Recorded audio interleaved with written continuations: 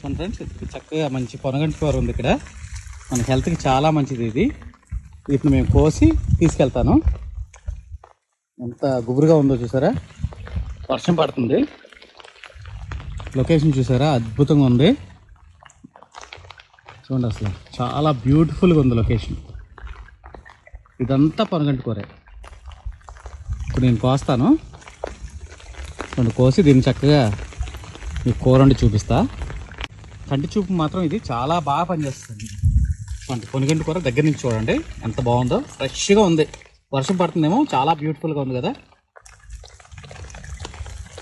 చూడండి, ఇది కూడా మనం మొత్తం కింద నుంచి లాగకూడదండి. ఈ చిగురు ఏదైతే ఉందో ఆ పైనుంచే కోసుకోవాలన్నమాట. అది మీకు కోసి చూపిస్తాను, చూడండి.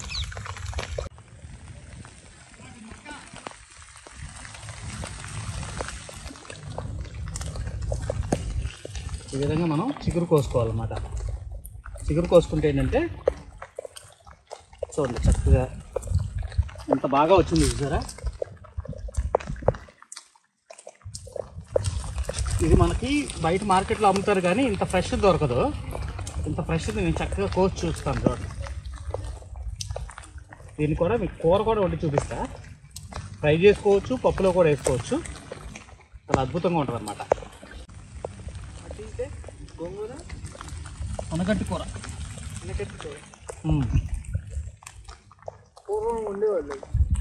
కూడా వండుతారు, పప్పులు వేసుకోవచ్చు. అందుకే కోసేది. పప్పు వేసుకోవచ్చు, ఫ్రై చేసుకోవచ్చు, తోటకూరలాగానే బాగుంటుంది. తీసుకో, అప్పుడు కోసు ఫ్రెష్. చూడండి, యూట్యూబ్ కోసమే చాలా బాగుంది కదా.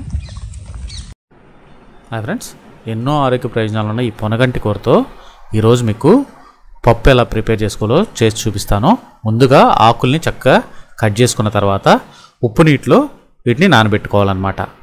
ఉప్పు నీటిలో నానబెట్టుకోవడం వల్ల దీనికి ఏమన్నా క్రిమికీటకాలు ఉంటే దానివల్ల పోతాయి అన్నమాట. ఇప్పుడు ఈ పొనగంటి కూరతో పప్పు ఎలా ప్రిపేర్ చేసుకోవాలో చూపిస్తాను. పొనగంటి కూరను కూడా చక్కగా కోసి పెట్టుకున్న తర్వాత కందిపప్పుని నానబెట్టుకుని పక్కన పెట్టుకోండి ఒక అరగంట సేపు.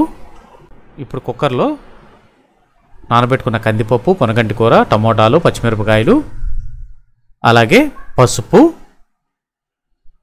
కారం కూడా వేసుకుని కొద్దిగా నీళ్లు పోసుకొని చక్కగా ఒకసారి కలిపేసుకుని కుక్కర్ మూత పెట్టేసి ఒక 3 నుంచి 4 విజిల్స్ వచ్చే వరకు మనం కుక్ చేసుకోవాలన్నమాట.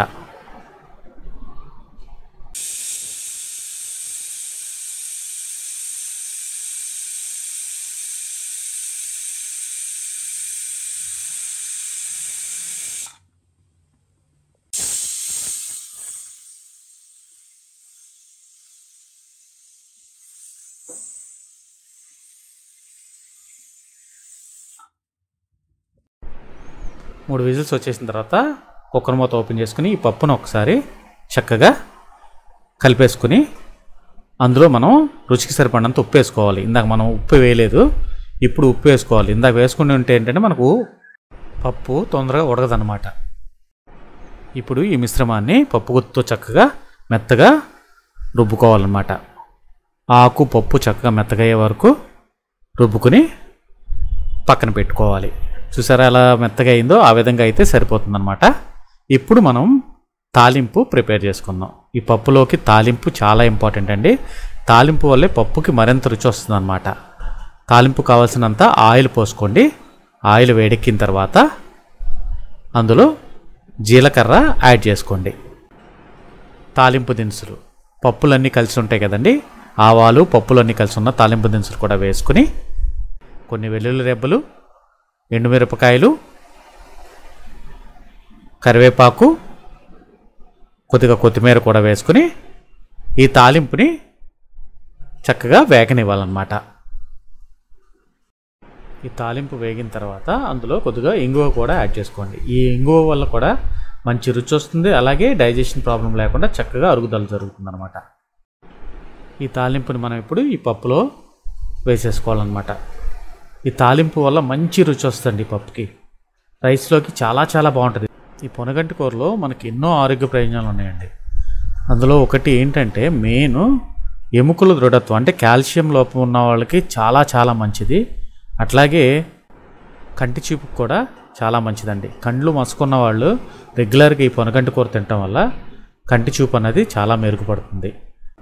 అట్లాగే లివర్ కంప్లైంట్ ఉన్న వాళ్ళు కూడా ఈ పొనగంటి కూరని రెగ్యులర్గా తీసుకోవడం వల్ల చాలా ఉపశమనం కలుగుతుందన్నమాట.